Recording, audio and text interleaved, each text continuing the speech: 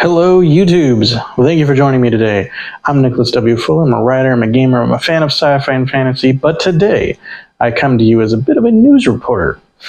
There's some news that's flying under the radar somehow, but it's actually a big deal, and I want to be able to share it with you. It's going to change the book publishing industry. That kind of big deal. So, in short, Will Wight is a self-published author, pretty successful, about as successful as you can be with a self-published author, but he is changing publishing because his most popular books are about to hit bookstores, and he's doing it without a traditional publisher. He's getting the exact same distribution he would get if he was with a traditional publisher, but he's doing it without that traditional publisher. Now, this is a huge deal. If you're kind of a super book nerd, an industry nerd, you might already get it, but no worries. I'm going to walk you through this. This is a big change for the industry because for a while now, there's been the rise of indie authors, but distribution to bookstores has traditionally been what traditional publishers really bring to the table. That's their big advantage. You can get into the bookstores with traditional publishing. You can get that distribution. But if Will is able to be successful and do it without one, that's huge. So let me give you like a little bit more context here. So in decades past, if we're thinking kind of like the 90s and even before that, being an indie or self-published author was pretty awful. It was not great. You would have to go spend a bunch of your money to go get your book printed in print editions, and we're talking before the days of the internet, really. The 90s, the internet was starting to be a thing, but wasn't, the thing that it is today for sure. And there just were not that many options, especially when it came to distribution. You could go and you could get your book printed, but then what do you do with it, right? Bookstores tend to operate on pretty thin margins, and they need to know that what they have on the shelves is going to sell. They've always been unlikely to take a risk on Joe Nobody who happened to write a book. It's been always the case. So you could go get it printed, you could pay your own money to go get it printed, but then you're going to be stuck selling books out of your trunk, right? Like, what are you going to do with all these books? You can't get them to bookstores. So if you wanted to be a successful and respected author, you went to a publisher. Example of this, Brandon Sanderson. His first book was published on April 21st, 2005. There wasn't good other options. There really, in the indie scene wasn't a scene at that time, if you went indie, it was called using a vanity press, to kind of pad your ego to be able to have your book published, but not by a traditional publisher. But then, so again, Brandon Sanderson published in 2005.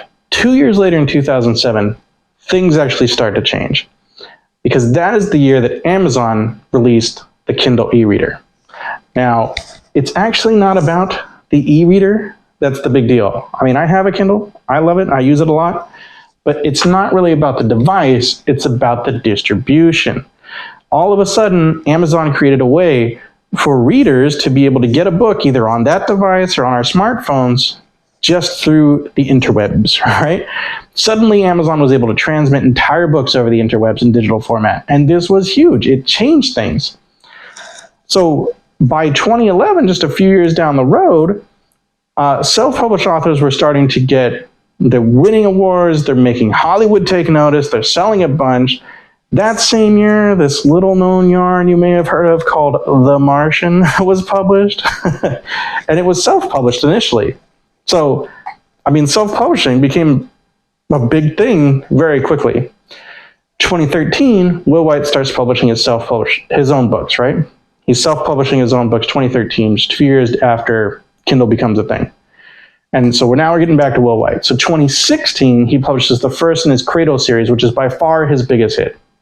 By the end of 2019, so just 3 years after he's published the first Cradle book, by the end of 2019, Will and his team, which is his family, they've all announced that he's sold over the lifetime. So since 2013, when he put out his first book, by 2019, he has sold a total of 1 million books. 1 million books. This is huge. It's hard to kind of put in context just how big that is. Most, even traditionally published books, they will sell maybe 1,000. Maybe 1,000 copies or something. Not huge. He's sold 1 million lifetime. Crazy. So And he's continued to sell more and more. When Will put out the latest books in the Cradle series, it was the #1 book on all of Amazon. It was beating out everything from J.K. Rowling, everything from Stephen King, everything from any other author you can think of. It was the #1 of all of Amazon. Huge, right? And that wasn't just the case with the latest book, the Cradle series, which was called Dread God. That was true with the one that was before it, and the one that was before that. I think it's been the last 4 or so books that have all been #1 on all of Amazon. The dude sells a lot of books, all right? That's what I'm trying to get around. But what's generally happened when a self-published author has had that kind of success is they get the attention of traditional publishers, and the traditional publishers will make them an offer that they can't refuse. This happened just last year with Legends and Lattes by Travis Baldree. It's a kind of a big book right now. You might have heard about it, maybe. And he self-published it initially. He was doing pretty well on his own, but then he got offers that were just too good to refuse. And he's like, well, I'm going to go for it. So while I'm sure that Will must has had received offers from traditional publishers, he has always said no. He has, in fact, refused. He's still completely indie or self-published. By the way, that's kind of, I'm using them as 2 words for the same thing, but self-published. And there's some good reasons for doing that. There's some reasons why he's chosen to do that, but that's a topic for another video. But the one thing that traditional publishers have always brought to the table was being able to get into the bookstores. It's that distribution. That mass distribution into bookstores is almost impossible as an indie, okay? And again, I said that bookstores tend to operate on thin margins. They want to make sure that everything that they have on their shelves sells. Well, they can kind of be sure that the stuff from Will is going to sell with the amount of books that he's been selling, but there's more to it than that. Will has print books available, but those print books are what's called print on demand. This is getting a little wonky, but the point is, like, if you order one of his print books, then it's printed as you order it. Whereas when a traditional publisher prints books, they print a ton of books. And in doing so, it's cheaper, like, per unit cost, right? Each individual book is cheaper, so the wholesale cost throughout the whole, the distribution, the retailer, it's cheaper the whole way through. So just in general, bookstores are very unlikely to want to go with self-published books. It's going to be a more expensive book that they have on the shelf, and it's not proven, etc. But Will Wight isn't playing around. He is not only is he not selling books out of his trunk, he is going straight to the distributor, Ingram. This is a distributor that everyone uses. He said in his latest blog post that Ingram has his books. Ingram has his books. Everyone uses Ingram. All the traditional publishers get their books to Ingram and have the books to the retailers like Barnes & Noble, etc. through Ingram. Ingram is a distributor everyone uses. And Will is going straight to them without a publisher. I've never heard of an indie doing that before. And this isn't just a guess. He said in his latest blog post, this is what he's got his books at Ingram. So if this is so great, why hasn't anyone else done this before?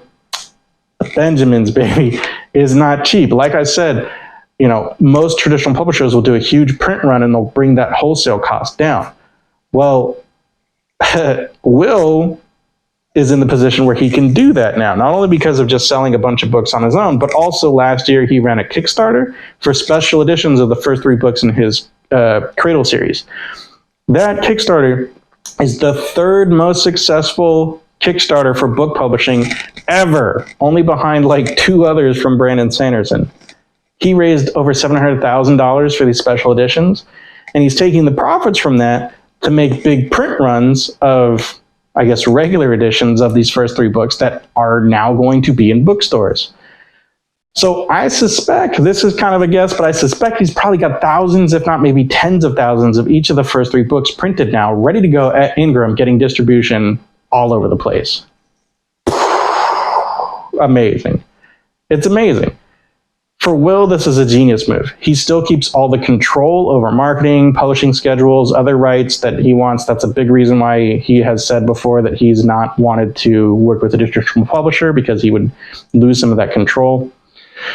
But also, he doesn't have a publisher taking a big percentage cut out of the sales. For him, this is huge. Kudos to him. Well done, Will. Like, I mean, changing the game and doing it your own way. Amazing. For traditional publishers, this must be scary, right? Because they're seeing someone do the things that they do without them, you know? Yikes. I feel like traditional publishers are kind of losing their edge these days. I feel like they really need to, kick it up a notch. That, like, they need to get creative to figure out how to bring more to the table. If distribution isn't going to be the big thing that they can bring to the table, like, sure, there are other things like foreign translation rights and adaptation rights, like movies. And it's nice that with a traditional publisher, you don't have to pay out of your own pocket to get professional editing or professional cover design. The publisher handles those things, but at the same time, you don't get control over what the cover is going to be. Usually not, as a brand new author. The publisher, maybe they'll give you like a few options and you get to pick from it, but as an indie author, you're completely in control. You can say, here's my concept cover, artist, please execute it, So I don't know, man. I think these traditional publishers really need to, again, get creative to figure out what more they can bring to the table. The fact that Brandon Sanderson is running his own successful convention based around just his own work, but his publisher, Tor, doesn't have a Tor convention, that just seems like a huge failure of imagination to me. Like, why isn't that publisher trying to make that happen? Why haven't they thought to make that happen? Brandon Sanderson has now proven for the last 2-3 years that he's done this convention, that there's enough demand for that just with his books, much less the rest of the Tor catalog, right? I also think the traditional publishers could do more to create community amongst their authors, Like, if you're a Tor published author, maybe they could help you get in touch with other Tor published authors, especially if you're a newer author. I think that'd be cool. The fact that Brandon Sanderson, again, is putting out engaging, highly polished YouTube content every week, while, as I looked earlier today, it seems like Tor hasn't put any videos up in months. Like, what are you doing, guys? This shouldn't be a big ask. Like, I'm going to start making YouTube videos. If I could do it, I feel like Tor could figure out how to do it. There's also a number of like booktubers. There's a bunch of them. Why doesn't a traditional publisher put a growing booktube personality on their staff and say, hey, we're going to pay you a great salary. You won't have to worry about, building your channel. You're just going to have a great salary now. This is going to be your day job. It's just that you're going to talk about Tor books or whatever, Penguin books, whatever it might be. Why don't they do that? Why? And then they can go talk with these authors. I really think that traditional publishers are going to have to, figure out some of these different strategies to bring more to the table. And hopefully they'll embrace some of these ideas, see some of these things that Brandon Sanderson and such are doing. And I'm not the only one that's saying that. Daniel B. Green has said some of these same things in another video also. I'll link to in the description. Yeah. But this is amazing. I mean, Will Wight is doing amazingly well. Congrats to him. Well earned. I mean, I really enjoy the Cradle books. He deserved to be part of this conversation about the way that publishing is shifting. For, at least a year now, Brandon Sanderson has kind of been the dominant force in that conversation. And Brandon deserves to be, in that conversation, but I think Will deserves to be in that conversation too right now. As a fan, I'm excited for both of these guys to kind of be shaking things up. I think it's going to create more competition, and that's going to be a great thing for readers. I'm a reader. I mean, I'm a writer, but I'm also a reader. Every writer is a reader too. But it's good. It's going to kind of force this industry that tends to move very slowly to adopt some new things to be competitive. Yeah.